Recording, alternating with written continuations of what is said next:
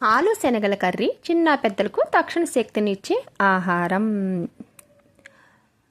కావలసిన పదార్థాలు: శనగలు, ఆలుగడ్డ, ఉల్లిపాయ, పచ్చిమిర్చి, అల్లం వెల్లుల్లి పేస్టు, కొత్తిమీర రసం అంటే కొత్తిమీరని మిక్సీలో వేసుకొని వాటర్గా తీసుకోవాలి. ఇప్పుడు కుక్కర్లో బంగాళదుంప, నానబెట్టిన శనగలు, ఉప్పు, పసుపు వేసి 4 విజిల్స్ రానిచ్చి స్మాష్ చేసుకుని ఉంచుకోవాలి. ఇప్పుడు కళాయిని పెట్టి దాంట్లో నూనె వేసి అది వేడయ్యాక జీలకర్ర, అది వేగిన తర్వాత ఉల్లిపాయ, పచ్చిమిర్చి, తర్వాత కొంచెం పసుపు, ఉప్పు, అది ఫ్రై అయిన తర్వాత కొంచెం కరివేపాకు, అది కూడా ఫ్రై అయిన తర్వాత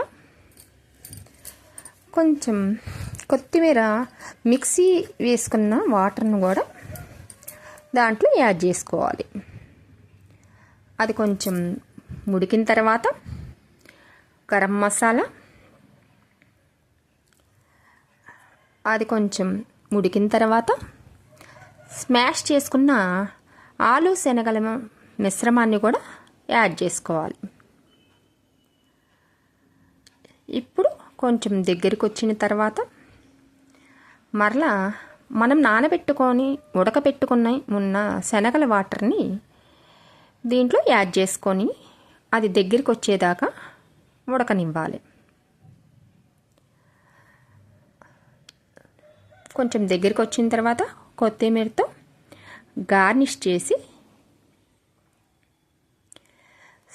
పూరితో ఎమ్మి పూరితో సర్వ్ చేసుకుంటే మన ఆలు శనగల కర్రీ రెడీ.